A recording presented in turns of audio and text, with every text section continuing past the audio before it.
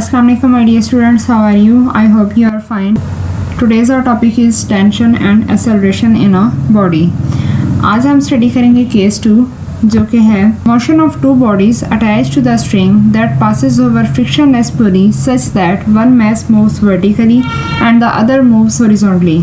Previous lecture में हमने study किया था केस 1 जिसमें दोनों बॉडीज जो थी वो वर्टिकली मूव कर रही थी और वो भी पास हुई थी ओवर द फ्रिक्शनलेस पुली. यहाँ पर भी दो बॉडीज मूव कर रही हैं और किस तरह मूव कर रही हैं कि एक बॉडी हमारे पास वर्टिकल मूव कर रही है और दूसरी बॉडी हमारे पास क्या है हॉरिजॉन्टली मूव कर रही है. ये भी दोनों पास हुई हैं over a frictionless pulley. Frictionless pulley कौन सी पुली होती है जिसमें हमारे पास पुली है उसकी जो सरफेस हो बिल्कुल स्मूथ हो, that is called the frictionless pulley. Okay तो अब किस तरह है कि हम लोगों ने एक ही स्ट्रिंग है उसके दोनों एंड्स पे दो मैसेज अटैच किए हुए हैं.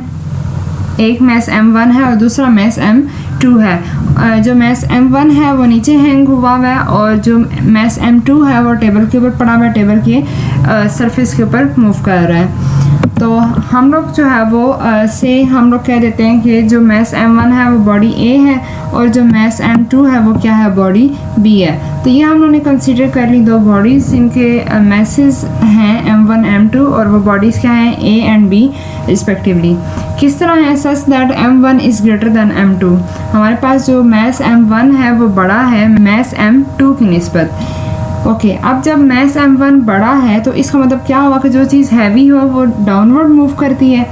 अब जब डाउनवर्ड मूव करेगी तो इसका मतलब क्या है कि इसकी एक्सेलरेशन की डायरेक्शन क्या है डाउनवर्ड है. ओके अब जब ये नीचे की तरफ मूव करेगा तो इसी के दूसरे एंड के साथ दूसरा मैस भी अटैच है. इसका मतलब क्या हुआ कि इस मैस ने भी इसके साथ ही मूव करना है. तो यहाँ पे मैस M1 में जो एक्सेलरेशन की डायरेक्शन है वो है डाउनवर्ड और जो मैस M2 है इसमें एक्सेलरेशन की डायरेक्शन है towards the right side.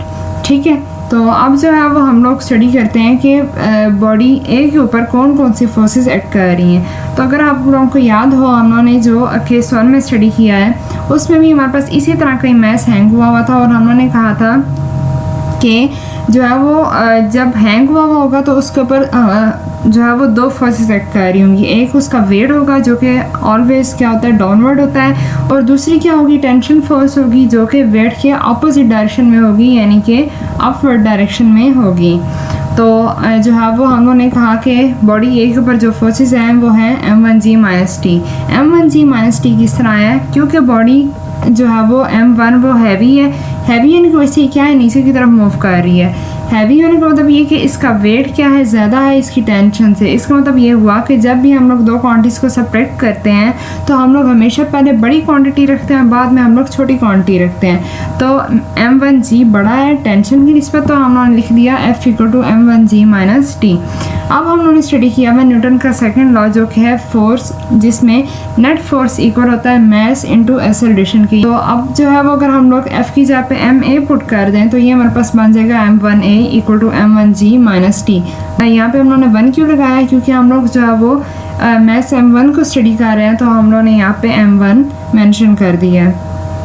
Okay next अब हम लोग अगर बॉडी बी के ऊपर जो फोर्सेस हैं उनको स्टडी करें तो यहाँ पे अब हमारे पास 3 किस्म की फोर्सेस एक्ट कर रही हैं. एक बॉडी का वेट जो कि डाउनवर्ड डायरेक्शन में है जो कि इक्वल M2G के. दूसरा इस अब ये पड़ा हुआ है टेबल की सरफेस के ऊपर तो टेबल भी तो इसके ऊपर कोई ना कोई जो है वो रिएक्शनल फोर्स एक्ट कर रही है वो अपवर्ड डायरेक्शन में है. यानी कि ये दोनों फोर्सेस इक्वल इन मैग्नीट्यूड हैं लेकिन अपोजिट इन डायरेक्शन है. तो ये एक दूसरे के इफेक्ट को क्या कर देंगी कैंसिल आउट कर देंगी. पीछे हमारे पास जो बची वो है टेंशन जो कि स्ट्रिंग की वजह से है. अब उसके अलावा अगर आप लोगों को यहाँ से फिगर से भी अंदाज़ा हो रहा होगा कि जब ये मैस नीचे की तरफ मूव करेगा तो इसने मैस ने क्या होना है इस तरफ मूव करना है. एक्सेलरेशन है जो वो किस डायरेक्शन में है टेंशन की ही डायरेक्शन में है. इसका मतलब क्या हुआ कि यहाँ पे जो फोर्स एक्ट कर रही है वो सारी की सारी कौन सी है टेंशन यानी कि F = T है. तो उसके बाद अगेन वही चीज़ के according to Newton second law F = MA होता है. तो F की जगह पे हम लोगों ने पुट कर दिया M2A जो कि इक्वल है T के. तो इसको हम लोगों ने इक्वेशन नंबर 2 कह दिया और ऊपर वाली हमारे पास क्या थी इक्वेशन नंबर 1 थी. अब हम लोगों ने दो चीज़ें फाइंड करनी है. एक हम लोगों ने फाइंड करनी है एक्सेलरेशन और दूसरी हम लोगों ने फाइंड करनी है टेंशन. تو ایسلریشن کے لیے ہم لوگ کیا کریں گے, سب سے پہلے ایکویشن 1 کو اور ایکویشن 2 کو ایڈ کر دیں گے. ایڈ کرنے کے لیے کس طرح ہم لوگ ایڈ کرتے ہیں, لیفٹ ہینڈ سائڈ میں ایڈ ہوتی ہے اور رائٹ ہینڈ سائڈ میں ایڈ ہوتی ہے. تو سب سے پہلے m1a پلس m2a ایکول ہو جائے گا m1c مائنس ٹی اور پلس ٹی. ٹھیک ہے, اب دیکھیں مائنس ٹی اور پلس ٹی یہ ایک دوسرے کو کینسل کر دیں گے. پیچھے ہمارے پاس بچا m1a plus m2a equal to m1g.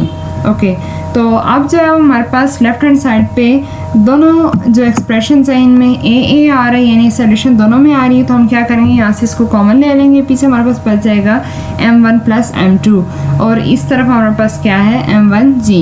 اب ہم لوگ یہاں سے فائنڈ کیا کر رہے ہیں, سلیوشن فائنڈ کر رہے ہیں. تو جو چیز ہم لوگوں نے فائنڈ کرنی ہو اس کو ہم لوگ ایکول ٹو کے ایک طرف رہنے دیتے ہیں اور باقی جو چیز ہو وہ دوسری طرف لے جاتے ہیں.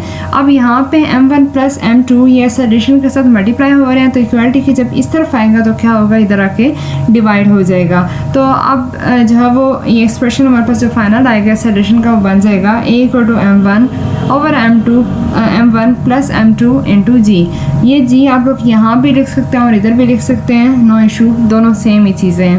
اوکے, نیکسٹ ہم لوگ فائنڈ کریں گے ٹینشن. یہ جو ایسلریشن کی ویلیو آئی ہے ہم اس کو پٹ کر دیں ایکویشن نمبر 2 میں. ایکویشن 2 ہمارے پاس کیا تھی, m2a ایکول ٹو ٹی. تو یہاں پہ ہم لوگ صرف ایک ہی جگہ پہ یہ والی ویلیو پٹ کریں گے. تو ٹی ایکول ہو جائے گا m2 into m1 plus m1 over m1 plus m2 into جی. یہ ہم لوگوں نے پٹ کیا. تو اب یہ تینوں آپس میں ملٹیپلائی ہو رہے ہیں, تو بس ہم لوگوں نے اس کو ارینج کر کے لکھ دیا ہے m1 m2 into G over m1 plus m2. تو یہ تھا آج کا لیکچر. آئی ہوپ کہ آپ کو اچھا لگا ہوگا. اگر اچھا لگا ہے تو اس کو لائک کر دیں, چینل کو سبسکرائب کر دیں اگر ابھی تک آپ نے نہیں کیا, اور بیل آئیکن ضرور پریس کیجیے گا, اور شیئر کر دیں ویڈیو کو اپنے فرینڈس کے ساتھ, کولیگس کے ساتھ, تاکہ انہیں بھی اس سے فائدہ حاصل ہو. اور کمنٹ کر کے ضرور بتائیے گا کہ نیکسٹ کس ٹاپک پہ ویڈیو بنائی جائے. ملتے ہیں نیکسٹ ویڈیو میں. ٹل دین ٹیک کیئر, اللہ حافظ.